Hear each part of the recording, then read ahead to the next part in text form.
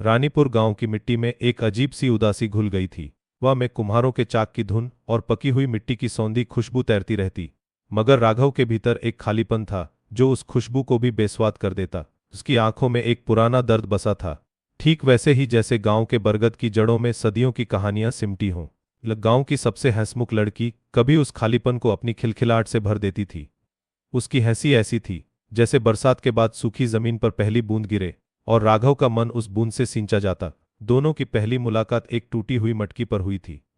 लीला अपनी मां के साथ नदी से पानी भरकर लौट रही थी कि अचानक उसके हाथों से मटकी छूटकर राघव की दुकान के सामने टूट गई। राघव ने उस दिन उसे अपनी सबसे खूबसूरत मटकी भेंट की थी, बिना किसी दाम के। उस दिन के बाद लीला अक्सर राघव की दुकान पर आने लगी, कभी कोई बहाना बनाकर, कभी बस यूं ही नदी की तरफ जाते हुए उसके पास रुककर। राघव का चाक तब सिर्फ मिट्टी नहीं, बल्कि उसके सपनों को भी आकार देता था। उनकी नजरों का मिलना, खामोश लबों से कही अनकही बातें और एक दूसरे की मौजूदगी का गहरा एहसास, यही उनका प्रेम था।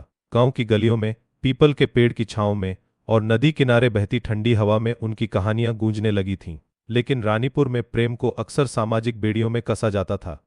लीला एक जमींदार परिवार से थी और राघव एक साधारण कुम्हार। उनके प्रेम का सूरज उगने से पहले ही अस्त होने की कगार पर था। एक शाम गांव में ढोल नगाड़ों की आवाज गूंजी। यह लीला के ब्याह की खबर थी। शहर के एक प्रतिष्ठित परिवार से उसके रिश्ते की बात पक्की हो चुकी थी। राघव ने वह खबर सुनी तो उसके हाथ से मिट्टी का वो घड़ा छूट गया जिसे वह बरसों से गढ़ रहा था लीला के लिए। वह घड़ा टूटकर बिखर गया, ठीक वैसे ही जैसे उसके सारे सपने। लीला चुपचाप राघव की दुकान पर आई। उसकी आंखों में आंसू थे जो उसके गालों पर सूखे हुए थे। उसने राघव के सामने हाथ जोड़कर कहा, मुझे माफ कर देना राघव, मैं कुछ नहीं कर सकती। राघव ने उसे देखा। उसकी आंखों में कोई गुस्सा नहीं था, बस एक अथाह पीड़ा थी। उसने कहा, तुम्हें माफ करने की क्या बात है लीला, यह हमारी किस्मत है जिसकी डोर हमारे हाथों में नहीं थी। उनकी आंखों में आखिरी बार वो प्रेम झलक उठा जिसकी कहानी कभी पूरी न हो सकी। लीला मुड़कर चली गई और राघव उसे जाता देखता रहा, जैसे उसका जीवन उसके सामने से बहती नदी की तरह दूर जा रहा हो। लीला के जाने के बाद राघव ने चाक चलाना छोड़ दिया। उसके हाथों में मिट्टी नहीं, बल्कि एक अजीब सी खालीपन और यादों का बोझ भर गया था। गांव के लोग कहते, कुम्हार राघव का दिल टूट गया है। दिन बीतते गए, मौसम बदलते रहे।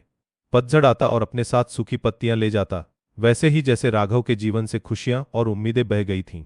एक दिन रानीपुर में फिर एक आवाज गूंजी, लेकिन इस बार वह ढोल नगाड़ों की नहीं, बल्कि मातम की थी। लीला को उसके ससुराल वालों ने लौटा दिया था, कारण वह बांझ थी। यह खबर राघव तक पहुंची। उसके दिल में एक टीस उठी, जैसे कोई पुराना घाव फिर से हरा हो गया हो। वह लीला के पास गया। उसकी आंखों में अब भी वही दर्द था, लेकिन एक नई समझ भी। लीला अपने घर के आंगन में बैठी थी। उसकी आंखें सूजी हुई थीं, शरीर शिथिल।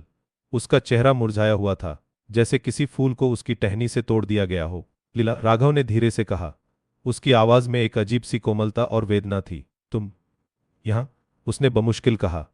मैं तुम्हें अकेला कैसे छोड़ देता लीला, हम दोनों की किस्मत एक ही धागे से बंधी है, राघव ने कहा। उसने अपनी जेब से एक छोटी सी मिट्टी की गुड़िया निकाली।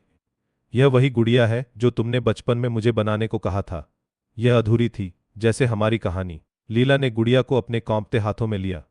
वह गुड़िया, उसके बचपन का एक अधूरा ख्वाब, आज उसके सामने खड़ी थी। उसकी आंखों से आंसू बहने लगे, लेकिन इस बार वे दर्द के साथ साथ एक अजीब सी शांति भी लिए हुए थे। राघव और लीला दोनों चुपचाप बैठे रहे। उनके बीच की चुप्पी में एक पूरा जीवन समाया हुआ था, वो जीवन जो वे जी नहीं पाए थे, वो सपने जो अधूरे रह गए थे। राघव ने धीरे से कहा, लीला, क्या तुम मेरे साथ एक नया जीवन शुरू करोगी? मैं तुम्हें वो सब नहीं दे सकता जो तुम्हारे ससुराल वाले देते, लेकिन मैं तुम्हें वो सम्मान और प्यार दूंगा जिसकी तुम हकदार हो। लीला ने राघव की आंखों में देखा। उसे वहां कोई दया नहीं दिखी, बस शुद्ध प्रेम और अपनेपन का भाव था। एक पल को उसे लगा कि उसकी सूखी जमीन पर फिर से जीवन की बूंद गिरी है, लेकिन फिर उसके मन में गांव की बातें, समाज के ताने बाने घूम गए। एक बांझ औरत एक कुम्हार के साथ। वह जानती थी कि यह सिर्फ उनके लिए नहीं, बल्कि पूरे गांव के लिए एक और बोझ बन जाएगा। उसने एक लंबी सांस ली और अपनी आंखों में बची हुई नमी को छिपाते हुए कहा, नहीं राघव, अब और नहीं। हमारी कहानी बस यहीं तक थी। राघव ने कुछ नहीं कहा। वह जानता था कि लीला सही है। उनके प्रेम की कहानी इतनी कच्ची थी कि समाज के पत्थर उसे तोड़कर ही रहते। वो उठा और एक आखिरी बार लीला की ओर देखा। उसकी आंखों में अब कोई उम्मीद नहीं थी, बस एक गहरी, नीरव शांति थी, उस तूफान के बाद की शांति जो सब कुछ तबाह कर देता है। गांव की सड़कों पर वह अपनी कुटिया की ओर चल दिया। हवा में अब भी कुम्हारों के चाक की धीमी धुन थी, लेकिन राघव के भीतर सिर्फ एक पतझड़ की सांझ का सन्नाटा था, अंतहीन, गहरा और ठंडी हवा जैसा उदास। राघव ने फिर कभी मिट्टी का कोई खूबसूरत बर्तन नहीं बनाया। उसके चाक पर अब सिर्फ रूखे सूखे बेजान दिए बनते थे, जो दिवाली की रात जलकर फिर बुझ जाते थे। उसके जीवन में भी लीला के जाने के बाद बस एक ऐसी ही बुझी हुई लौ बाकी रह गई थी। आपको यह कहानी कैसी लगी, हमें कमेंट्स में बताएं और चैनल को सब्सक्राइब करना न भूलें।